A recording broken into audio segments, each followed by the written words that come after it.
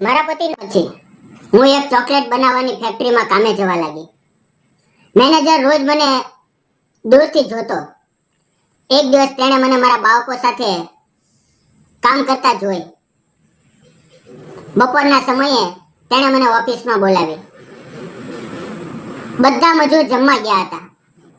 ઓફિસમાં સાહેબ એકલા હતા અને પછી તેણે તો નમસ્કાર મિત્રો, મારું નામ કાવ્યા છે અને મારી ઉંમર 28 વર્ષની છે. મારા લગ્ન ભરત સાથે 4 વર્ષ પહેલા થયા હતા. મારા પતિ ખૂબ જ પ્રેમાળ અને મહેનતુ હતા. તે મને ખૂબ જ પ્રેમ કરતા. તે મજૂરી કરીને ઘર ચલાવતા હતા. અમે ખૂબ ગરીબ હતા, પણ અમારા જીવનમાં પ્રેમ હતો. પણ એક દિવસ જ્યારે તે મજૂરી કરીને ઘરે આવી રહ્યા હતા, ત્યારે રસ્તામાં એક અકસ્માત થયો અને મારા પતિનું ઘટના સ્થળે મૃત્યુ થઈ ગયું. મારી ગોદમાં માત્ર 2 વર્ષનો દીકરો હતો. તેની આંખો મને રોજ જીવવાની હિંમત આપતી. મેં નક્કી કર્યું કે હું તૂટવાની નથી. હું તેના માટે જીવવાની છું. હું મારા દીકરા આર્યનને લઈને શહેરમાં આવી ગઈ. ત્યાં હું એક નાનકડા ભાડાના મકાનમાં રહેવા લાગી. અહીંયા મારું કોઈ ઓળખીતું નહોતું અને કોઈ સહારો પણ નહોતો.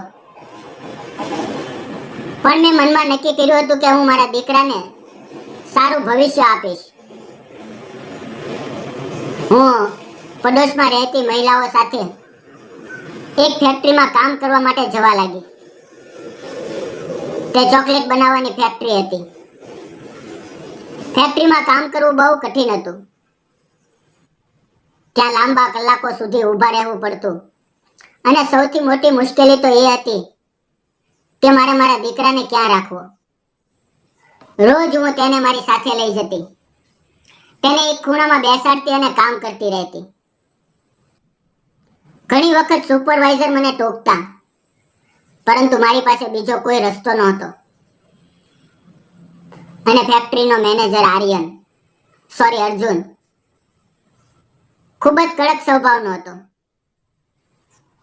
દરેક કર્મચારી તેની સામે ગભરાતો. તે નિયમ વિશે બહુ સખત હતો.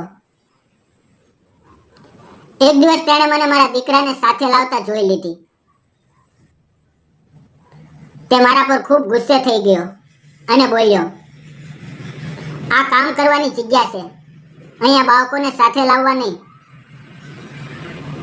મારી આંખોમાં આંસુ આવી ગયા અને હું ધીમેથી બોલી,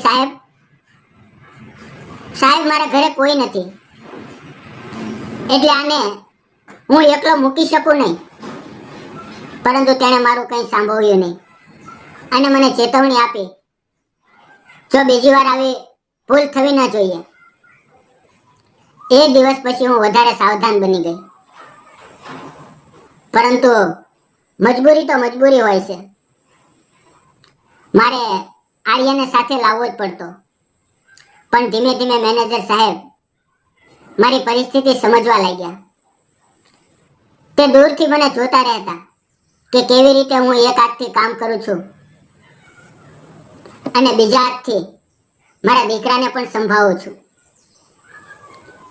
એક દિવસ ફેક્ટરીમાં ખૂબ મોટા ઓર્ડર ઉપર કામ થઈ રહ્યું હતું. આજે કામ પણ વધારે હતું. હું સતત કામ કરી રહી હતી. મારો દીકરો આર્યન ખૂણામાં સૂતો હતો, પણ અચાનક તે રડવા લાગ્યો. હું કામ છોડીને તેની પાસે દોડી. તેનું શરીર ગરમ લાગતું હતું. હું તરત જ સમજી ગઈ કે તેને તાવ આવ્યો છે. મારા હાથ પગ કાપવા લાગ્યા. હું ગભરાઈ ગઈ હતી. મને સમજાતું નહોતું કે શું કરવું. ત્યારે અચાનક મેનેજર સાહેબની નજર મારી તરફ ગઈ. તેણે મારી હાલત જોઈ અને તે મારી પાસે આવ્યા.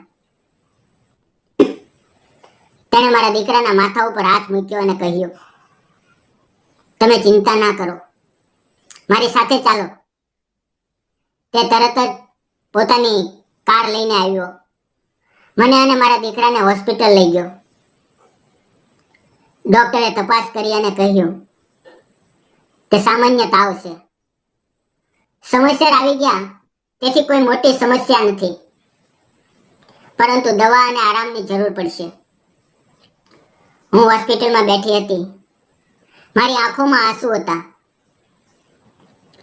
અર્જુન મારી બાજુમાં ઊભો હતો. તેણે શાંતિથી કહ્યું, માફ કરજો.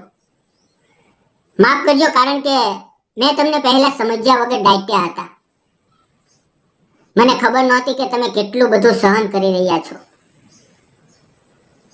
તેની વાત સાંભળીને હું ભાવુક થઈ ગઈ.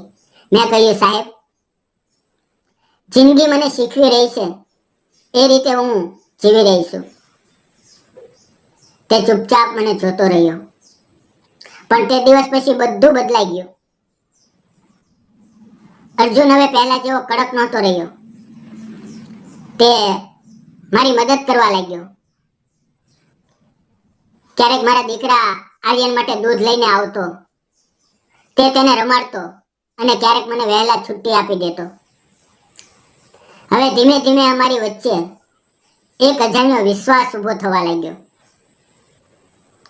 હવે તે માત્ર મેનેજર નહોતો, તે મારો એક સહારો બની ગયો હતો.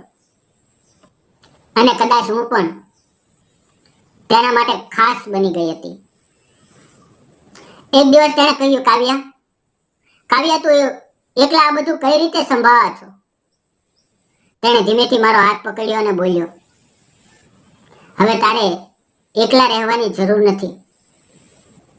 હું તેની તરફ જોઈ રહી હતી. મારી આંખોમાં હજારો પ્રશ્નો હતા. હું સમજી ન શકી કે તે શું કહેવા માંગે છે. તે આગળ બોલ્યો, મને ખબર છે તારી જિંદગીમાં શું થયું છે, પરંતુ જો તું મંજૂરી આપાતો હું તારી અને આર્યનની જિંદગીમાં એક નવો ભાગ બનવા માંગુ છું. મારા દિલમાં એક અજીબ લાગણી થઈ અને હું ડરી પણ રહી હતી અને ખુશ પણ હતી. મેં થોડો વિચાર કર્યો અને પછી ધીમેથી હા કહી. થોડા મહિના પછી અમે બંનેએ લગ્ન કરી લીધા. હવે હું એકલી નહોતી. આર્યનને પણ એક પિતાનો પ્રેમ મળ્યો અને મને ફરીથી જીવન જીવવાનો સાથી મળ્યો. આજે જ્યારે હું પાછું ફરીને જોઉં છું તો લાગે છે કે જીવને મને તોડી નાખી, પરંતુ ફરીથી જોડવાની તક પણ આપી. મિત્રો, દરેક સ્ત્રી મજબૂત હોય છે, પરંતુ તેને પણ ક્યારેક એક સહારાની જરૂર હોય છે. જો કોઈ સાચા દિલથી તમારી સાથે ઊભા રહે તો તેને અવગણશો નહીં મિત્રો. અને આ વાર્તા તમને પસંદ આવી હોય તો લાઈક, શેર અને સબસ્ક્રાઇબ કરવાનું ભૂલશો નહીં. અને તમારા વિચારો કોમેન્ટમાં જરૂર જણાવજો. ફરી મળશું આ તમારા ગરીબ દોસ્ત સાથે એક નવી વાર્તામાં. ત્યાં સુધી રજા આપો. ધન્યવાદ મિત્રો.